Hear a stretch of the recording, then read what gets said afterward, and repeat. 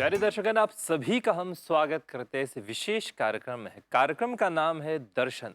दर्शन अर्थात फिलॉसफी। जीवन को देखने का एक अलग नजरिया, जीवन को समझने का एक अलग माध्यम। माध्यम के बारे में बात कर रहे हैं तो आइए एक बार फिर से हमारे साथ हमारे स्टूडियो में आए हैं एक माध्यम जिसके जरिए हम उन तक पहुंच सकते हैं। माध्यम का नाम है दिनेश काशीकर, जो प्यार से उनसे काशी जी कहते हैं। काशी जी, नमस्ते। नमस्ते, नमस्ते रितेश जी। आपका आप स्वागत करते हैं स्टूडियो में। ये आपका पहली बार है मॉरिशस में? मॉरिशस हम करीब 10 साल पहले आए थे, पर हम्म। अब बहुत सालों बाद वापस यहाँ आना हुआ और बड़ा अच्छा लग रहा है यहाँ मॉरिशस में आकर। आप ऑथ ऑफ लिविंग के साथ जुड़े हुए हैं हाँ जी। और ऑथ ऑफ लिविंग के एक आप टीचर है, योगा इंस्ट्रक्टर है। आप अपने बारे में बताइए थोड़ा सा। अ, अपने बारे में अगर बताएँ तो हम अपने आप को एक साधक मानते हैं। एक शिक्षक हमेशा साधक होता है, बिना साधक बने शिक्षक हो ही नहीं सकते। और किसी ने गुरुदेव से पूछा, श्री श्री रविशंकर जी हमारे गुरुदेव, कि गुरुदेव हम तो अभी तक सारा ज्ञान पाए नहीं हैं, हम औरों को क्या ज्ञान दें? तो गुरुदेव बड़े सुंदर बताया, अगर आप कहीं यहाँ से निकले और पोर्ट लुइस के लिए हम्म। रवाना हुए, आप पहुँचे नहीं हैं, पर किसी ने आपसे रास्ता पूछा तो आप कहेंगे मैं भी वहीं जा रहा हूँ, आप भी चलिए। हम्म। तो हम अपने आप को यही मानते हैं कि हम भी चल रहे हैं, आप भी हमारे साथ चलिए। बहुत ही सुंदर है। लेकिन काशी जी के बारे में ज़रूर कहना चाहूँगा कि काशी जी ने अपना डिग्री पूरा किया आईआईटी है बॉम्बे से आईआईटी और केमिकल इंजीनियरिंग में आपने पूरा मास्टर्स है किया, chemical masters in chemical engineering. फिर उसके बाद आपने यह रास्ता चुना, बिल्कुल, आध्यात्म का बिल्कुल, रास्ता, बिल्कुल। स्पिरिचुअलिटी। पहला प्रश्न काशी जी आपसे, तो आपने मास्टर्स किया किया है केमिकल इंजीनियरिंग में, आपके सामने बहुत सारे ऑप्शन थे बिल्कुल। बड़ी कंपनीज में काम करने के लिए, इंजीनियर बनने के लिए, बड़े-बड़े प्रोजेक्ट्स पर काम करने के लिए। स्पिरिचुअलिटी, अध्यात्म का रास्ता ही क्यों? हाँ, बहुत बड़ा अच्छा प्रश्न है।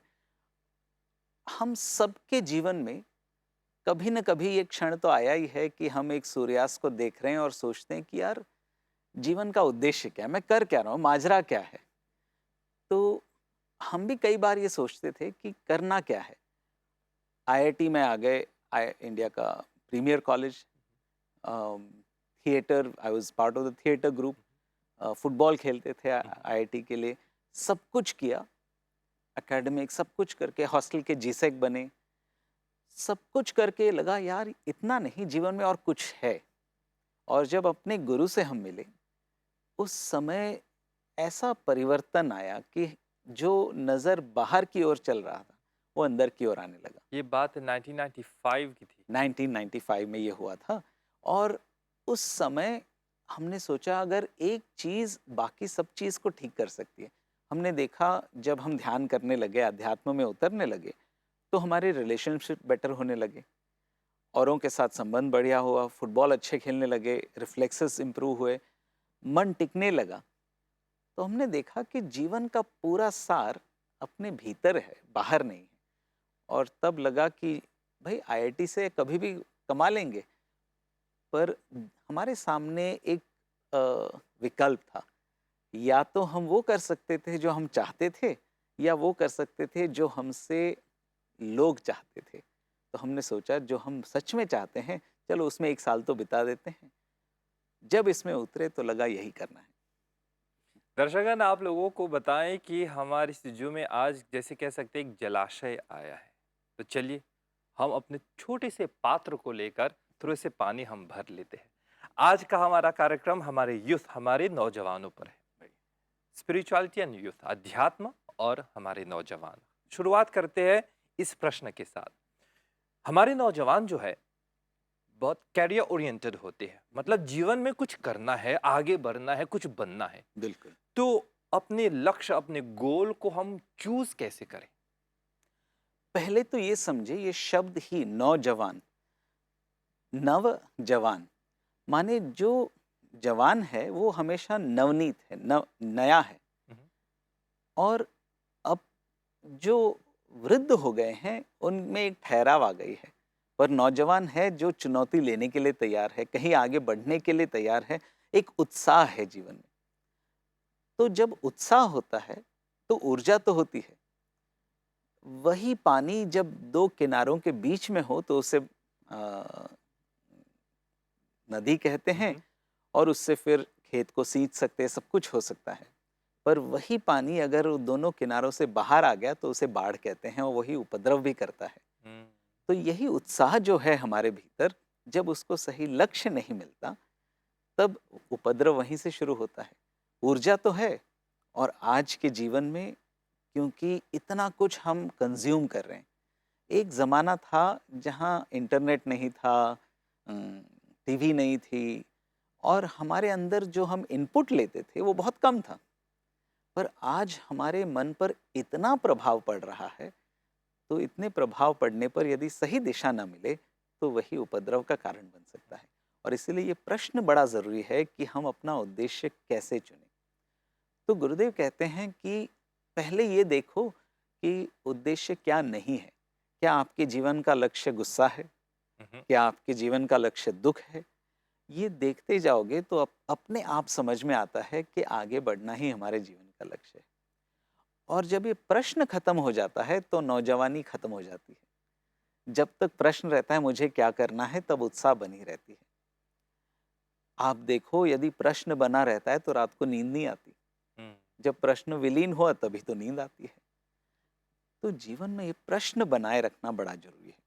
जैसे आप घोड़े को पानी तक तो ला सकते हैं, पर घोड़े में पानी पीने का प्यास ही ना हो तो क्या पिएगा। तो हमारे भीतर भी ये बहुत ज़रूरी है, और इसको सही लक्ष्य कैसे देना, यही आध्यात्म का काम है। इसलिए अधिआत्म, अपने अंदर को जानना। आप पूरी दुनिया को जानोगे, अपने को नहीं जानोगे तो लक्ष्य कैसे पता चलेगा। किसी और का लक्ष्य आपका लक्ष्य कैसे बन सकता है। आप जो शर्ट पहने हैं वो आपको फिट होता है, किसी और का शर्ट पहनोगे फिट नहीं होगा, फिर सोचते रहोगे कि अरे भाई ये क्या हो गया। तो अपने आप को जानना पहला कदम है, उसके बाद ही तो पता चलेगा लक्ष्य क्या है, मेरा लक्ष्य क्या है। औरों का लक्ष्य जानना बड़ा आसान है। हम कहते हैं आपको ये करना चाहिए, बड़े बच्चों को कहते हैं आपको ये करना चाहिए, दोस्त एक दूसरे को कहते हैं आपको ये करना चाहिए। सुन सुन के हम पागल हो जाते हैं, अरे बाप रे करे क्या। इसीलिए रास्ता बाहर नहीं भीतर है। तो सबसे पहले जैसे काशी जी ने कहा कि सबसे पहले अपने आप को ढूंढिए, फिर अपने लक्ष्य को ढूंढिए, तब जाके अपना रास्ता साफ हो जाता है। किसी ने बहुत ही सुंदर शब्दों में कहा है कि काशी जी, कि सपना वह नहीं जो रात को आए, बल्कि सपना वह है जो रात को सोने न दे। वाह, बहुत बढ़िया। तो मान लीजिए लक्ष्य की प्राप्ति हो गई, हम्म। अब उसको हम कैसे पाएं? यदि आपको अपना लक्ष्य पता चल गया, जैसे आपके फ़ोन में आपने डेस्टिनेशन तो डाल दिया, पर अपना लोकेशन ऑन नहीं करोगे तो मैप आपको डायरेक्शन नहीं देगा। रास्ता जानने के लिए दोनों चीज़ की आवश्यकता है, एक तो लक्ष्य और दूसरा मैं कहाँ हूँ। जब ये दोनों बातें आ जाती हैं तो ऊपर वाला तो है ही आपको लक्ष्य दिखाने के लिए। पर जब हम अपने आप को नहीं जानेंगे और जब लक्ष्य को नहीं जानेंगे, तो ये दोनों होना बड़ा ज़रूरी है। तो अंदर जाना तो बड़ा ज़रूरी है, पर जब रास्ता का ज्ञान न हो और जो अपना ज्ञान न हो, ये दोनों आने पर अपने आप रास्ता सामने आता है।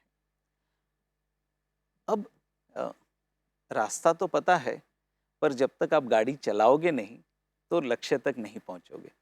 तो रास्ता जानने पर भी गाड़ी की आवश्यकता पड़ती है। इसलिए अध्यात्म में सारे आप यूट्यूब से जाकर, किताबों से जाकर ज्ञान तो पा सकते हैं, पर जब तक कोई आपके पास साधना नहीं, जब तक आप ज्ञान को साधते नहीं हो। जैसे आपने रेसिपी बुक तो रख लिया, स्विमिंग का हैंडबुक तो पढ़ लिया, वो पढ़ पढ़ के फिर भी आप स्विमिंग पूल के सामने खड़े रहोगे, बोलोगे अरे मुझे डर लगता है। कोई भी कोच क्या करता है, पहले अंदर ढकेल देता है। जब तैरना शुरू करते हैं तब तैरना सीखते हैं।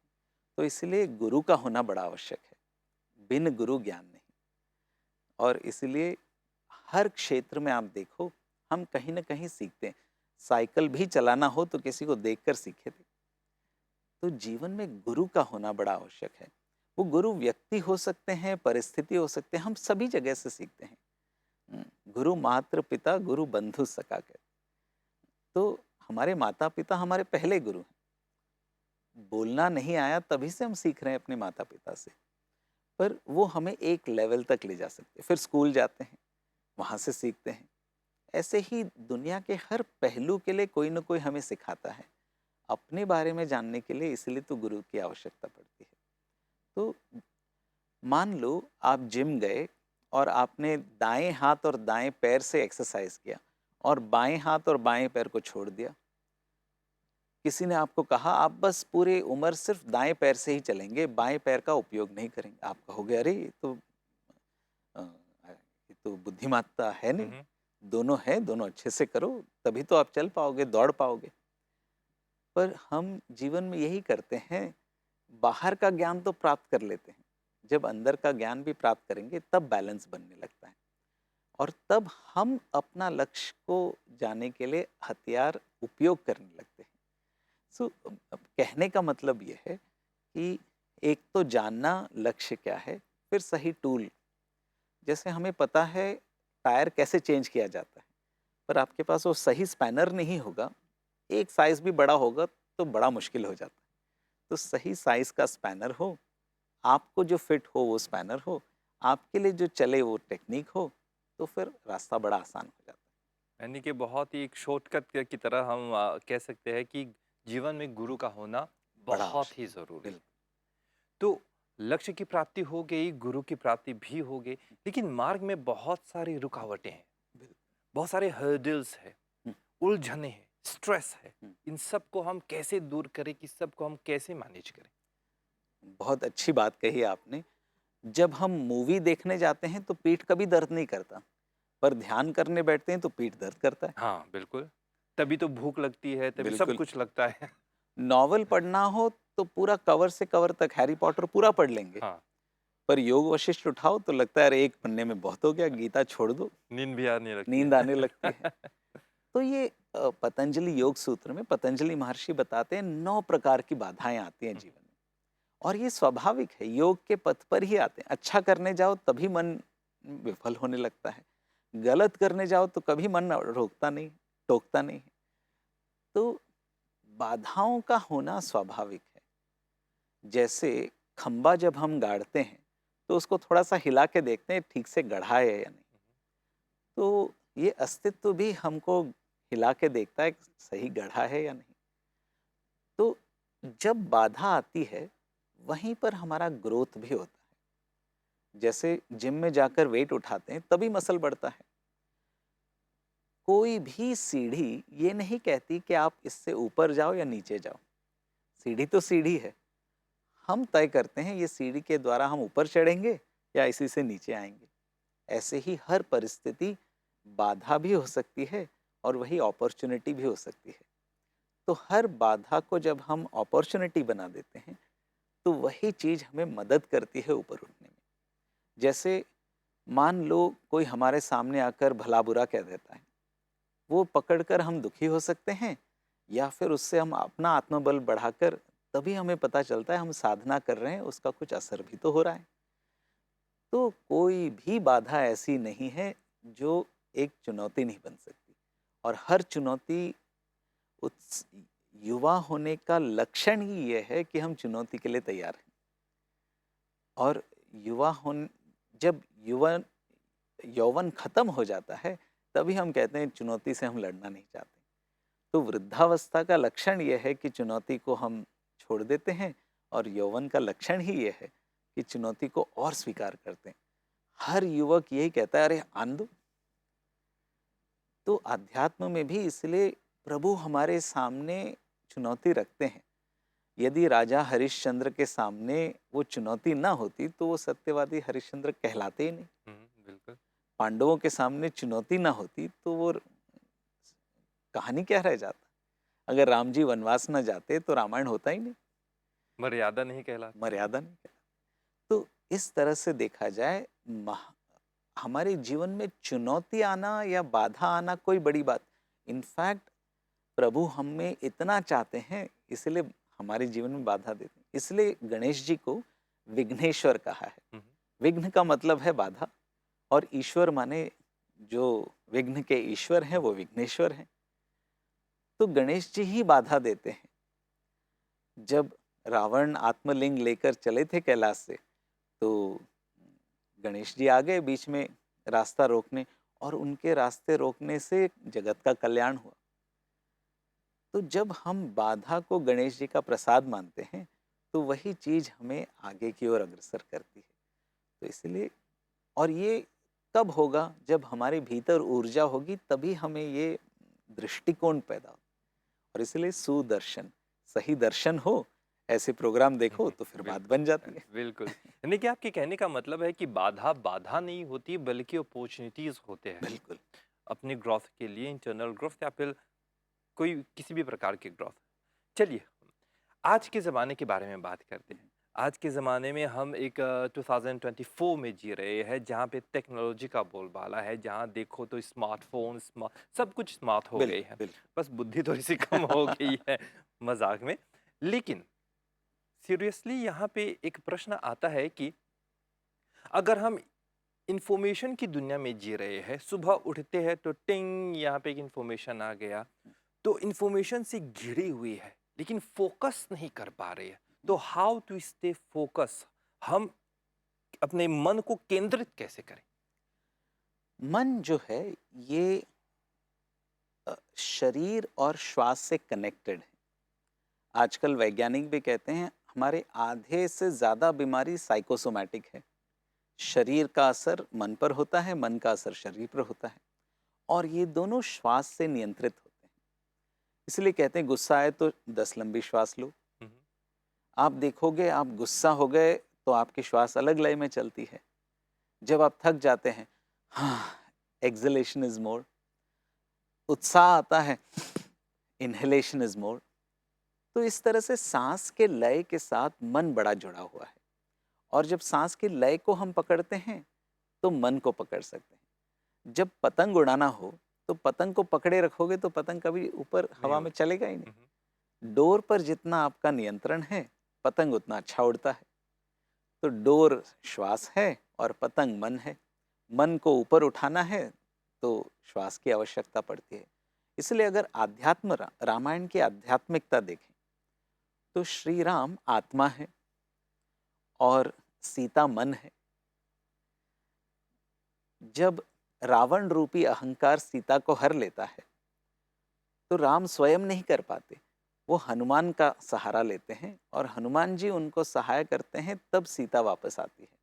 हनुमान जी वायुपुत्र, श्वास का प्रतीक है, और इसलिए श्वास के बल से आत्मा मन को वापस लौट के, नहीं तो मन तो अहंकार के, रावण रूपी अहंकार के कब्जे में है। तो इसीलिए हमारे जीवन में हम देखते हैं कि हम करना तो बहुत कुछ चाहते हैं, but as a say in English, the way to hell is paved with good intention. सब अच्छा तो करना चाहते पर होता कुछ अलग है। और इसलिए मन और अपने कृत्य में सामंजस्य लाना हो, एक लय लाना हो, एक यूनिटी लाना हो, तो सांस का सहारा लेना बड़ा जरूरी। इसलिए हमारे पूर्वज प्राणायाम पर इतना जोर देते हैं, ध्यान पर इतना जोर देते हैं। तो सारे टूल्स तो दिए हैं हमारे पूर्वजों ने, इतना मेहनत करके इतने सारे ऋषि मुनि हुए। आपने देखा होगा कोई ऋषि मुनि लाइब्रेरी में बैठकर एक साल में साक्षात्कार नहीं प्राप्त किए। वो सब वन में गए, एकांत में गए, ध्यान किए, तपस्या करे, और तब उनको ज्ञान प्राप्त हुआ। कई बार हमें ऐसे लगता है ये सब तो पुरानी चीज़ है, अभी तो टेक्नोलॉजी नहीं है, पर हमारा मन तो बड़ा प्राचीन है। आज भी प्रेम तो प्रेम ही है, इमोशंस तो वो एक, गुस्सा तो गुस्सा ही है। तो हमारा मन नहीं बदला, बाहर की चकाचौंध बदल गई हो।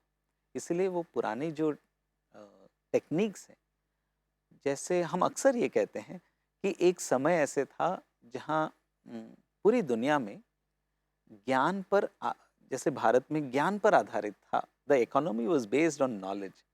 तो वाद विवाद हुआ करते थे, राजाओं में इतनी समृद्धि थी कि जो आपके अंदर ज्ञान था उसको, उसके वजह से आपको पैसे मिलते थे। धीरे धीरे it became an effort based economy, कि आप जितना मेहनत करो उतना आपको पैसा मिलेगा। आज फिर से दुनिया नॉलेज बेस्ड इकोनॉमी पर है। आपके अंदर जो आइडियाज़ हैं, आप कितना मेहनत करते हो उससे ज़्यादा आपके अंदर, आपके दिमाग कितना है, उस पर आपको तनख्वाह मिलता है।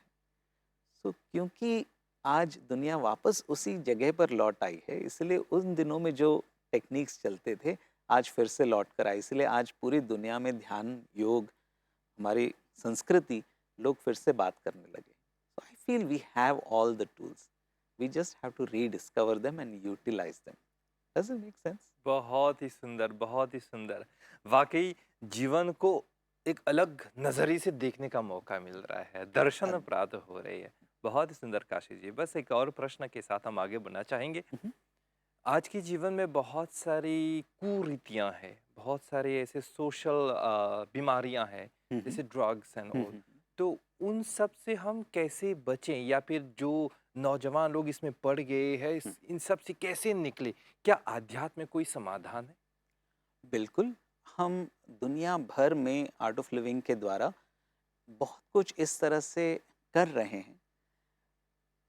मुझे लगता है कि नौजवानों में ड्रग्स के प्रति आकर्षण इसीलिए है क्योंकि कहीं न कहीं उन सब में जीवन को जानने की उत्सुकता है और एक ऊपर उठने की उत्सुकता है, एक आनंद की उत्सुकता है। योग सूत्र में भी कहते हैं चौथे पाद में कि औषधि के द्वारा भी उसको पाया जा सकता है, पर ये चौथे पाद में कहा जाता है जब यम, नियम, आसन, प्राणायाम सब कुछ में पारंगत होकर सिद्धियां प्राप्त करके अपने आप को हैंडल करने आया, तब आप ये सब कर सकते हो। जैसे एक बार गुरुदेव श्री श्री रविशंकर जी सत्संग में थे और किसी ने उनसे पूछा कि गुरुदेव, शिव जी को तो भांग चढ़ता है, वो तो प्रसाद है, हम क्यों नहीं ले सकते? तो गुरुदेव ने कहा बिल्कुल ले सकते हैं। सब लोग चौंक गए, अरे ऐसा कैसे हो गया?